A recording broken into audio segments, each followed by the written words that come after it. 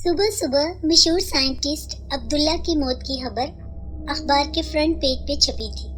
وہ مشہور سائنٹسٹ تھے اور آج کل اپنی نئی ریسرچ میں بزی تھے۔ بہت جلد وہ کوئی بہت بڑی نیوز دینے والے تھے۔ یہ ابھی تک خفیہ رکھا گیا تھا کہ وہ کیا ریسرچ کر رہے تھے۔ ڈیٹیکٹیو اذان بھی اپنے گھر میں اسی خبر کو پڑھ رہا تھا کہ تبھی اس کے فون کی گھنٹی بج اٹھی۔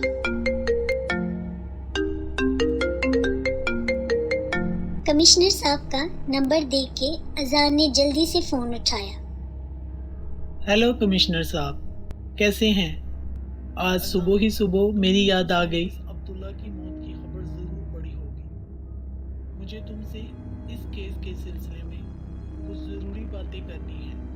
فوراً میرے آفس آ جاؤ۔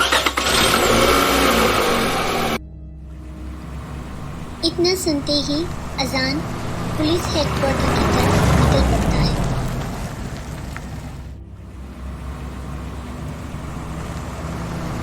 اذان ایک جاسوس تھا۔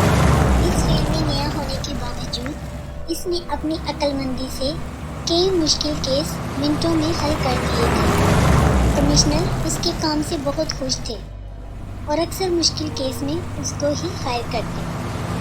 تھوڑی ہی دیر میں اذان پولیس ہیڈ کوارٹر میں کمشنر کے سامنے بیٹھا تھا۔ اذان، کل رات کو سائنٹسٹ عبداللہ کی موت ہو گئی ہے۔ تمام واقعات سے یہ ایک نیچرل ڈیتھ ہے، پر ہمیں لگتا ہے کہ یہ ایک نیچرل ڈیتھ نہیں، یہ مرڈر ہے جسے نیچرل ڈیتھ کی شکل دی جا رہی ہے۔ خونی جو کوئی بھی ہے، اس کا مقصد یا تو ریسرچ کو روکنا ہے یا اس پہ قبضہ کرنا ہے۔ یہ ہائی پروفائل کیس ہے، اس لیے اس کی انویسٹیگیشن کو سیکرٹ رکھا گیا ہے۔ انسپیکٹر نوید اس کیس پر کام کر رہے ہیں۔ میں چاہتا ہوں کہ تم بھی اس کیس کو ہینڈل کرو۔ جی ضرور، بہت جلد ہم اس کیس کو سولو کر لیں گے۔ اذان ایڈریس نوٹ کر کے سائنٹسٹ کے گھر کی طرف نکل پڑتا ہے۔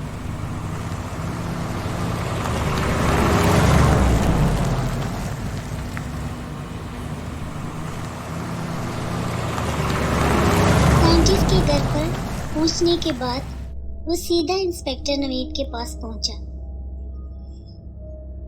انسپیکٹر نوید اس ٹائم گھر کے ملازموں سے انویسٹیگیشن کر رہے تھے۔ تم لوگ سوچ لو، اگر اس کے علاوہ بھی تمہیں کچھ یاد آئے تو فوراً بتا دینا، کچھ بھی چھپانے کی کوشش مت کرنا۔ ہیلو نوید، کوئی کلو ملا؟ نہیں، ابھی تک تو مرڈر کا کوئی سین نہیں لگ رہا، اور گھر میں بھی کوئی ایسا نہیں جس پہ شک کیا جائے۔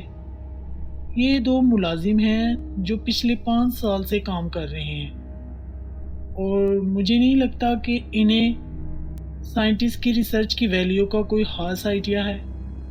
اور اس کے علاوہ گھر میں سائنٹسٹ کی بیوی اور 2 بچے ہیں، 10 سال کا بیٹا اور 8 سال کی بیٹی ہے۔ بچے بھی کافی چھوٹے ہیں۔ اور ہاں، سائنٹسٹ کا ایک کزن ہے جو پچھلے 1 ماہ سے ان کے ساتھ رہ رہا ہے۔ ابھی 1-2 دن میں وہ یہاں سے جانے والا ہے، پر یار وہ دونوں ٹانگوں سے معذور ہے، ویل چیئر کے بغیر وہ 1 قدم نہیں چل سکتا۔ کچھ پتہ چلا کہ سائنٹسٹ کی آنے والی نئی ریسرچ کیا ہے؟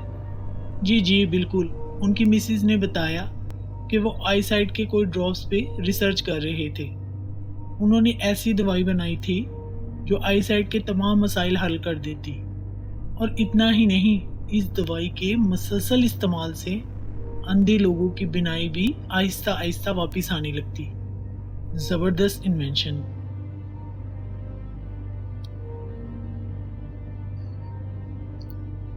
اذان نے اچھی طرح سے سائنٹسٹ کے کمرے کی جانچ کی۔ کمرے میں کوئی کھڑکی نہیں تھی جس سے یہ لگتا کہ کوئی باہر سے آیا ہو۔ اس نے کمرے میں رکھی ایک چیز کا بغور معائنہ کیا۔ تھوڑی دیر بعد وہ گھر کے ملازموں سے ضروری معلومات لینے کے بعد مسز عبداللہ سے انفارمیشن لینے لگا۔ آپ کو عبداللہ صاحب نے کیا بتایا کہ وہ جس پروجیکٹ پہ کام کر رہے تھے وہ سکسیسفل ہو گیا ہے؟ لاسٹ ویک انہوں نے بتایا تھا کہ آئی ڈراپس کا تمام کام ہو گیا ہے اور وہ اس میں کامیاب بھی ہو گئے ہیں۔ انہوں نے بتایا تھا کہ انہوں نے 1-2 ایکسپیریمنٹ بھی کیے ہیں اور وہ سکسیسفل ہوئے ہیں۔ عبداللہ کہتے تھے کہ اس میڈیسن سے بہت سے لوگوں کو فائدہ ہوگا۔ آپ کے علاوہ اور بھی کوئی جانتا تھا اس کے بارے میں؟ اذان نے سوال کیا۔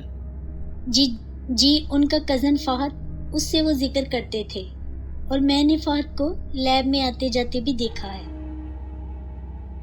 کیا اپنے اس کزن سے وہ کافی کلوز تھے؟ نہیں، ایسا کچھ نہیں تھا۔ پہلے تو بس فون پہ ہی بات ہوتی تھی یا کبھی کبھار ملاقات ہوتی تھی، لیکن اس دفعہ شاید فہد کو کچھ کام تھا، اسی لیے وہ 1 ماہ سے ہمارے گھر رہ رہا تھا۔ عبداللہ صاحب کی طبیعت پہلے بھی خراب ہوتی تھی؟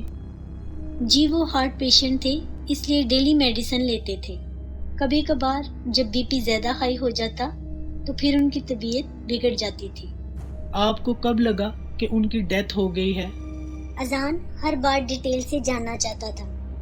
صبح جب میں اٹھی تو وہ سوئے ہوئے تھے۔ اکثر وہ میرے اٹھنے سے پہلے اٹھ جاتے تھے۔ رات کو چاہے وہ جتنی بھی لیٹ ہوتے پر صبح وہ جلدی اٹھتے تھے۔ میں نے ان کو آواز دے کے اٹھانا چاہا، پر جب وہ نہیں اٹھے میں ان کے قریب گئی تو ان کی ڈیتھ ہو چکی تھی۔ میں نے جلدی سے ڈاکٹر کو کال کی۔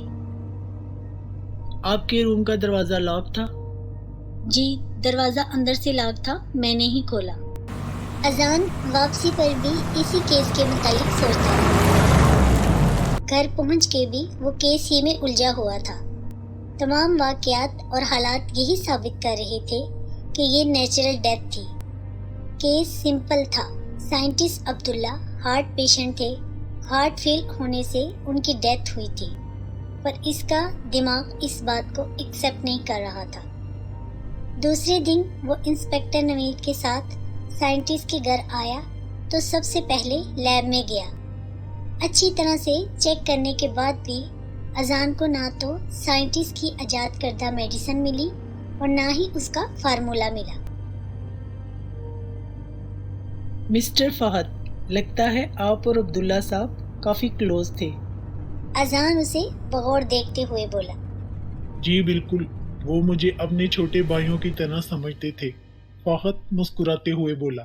اسی لیے عبداللہ جن کے ساتھ بزنس ایکسپیریمنٹ ڈیل کر رہا تھا وہ آپ کے کانٹیکٹ میں بھی ہیں۔ یہ آپ کیا کہہ رہے ہیں؟ فہد ہکلانے لگا۔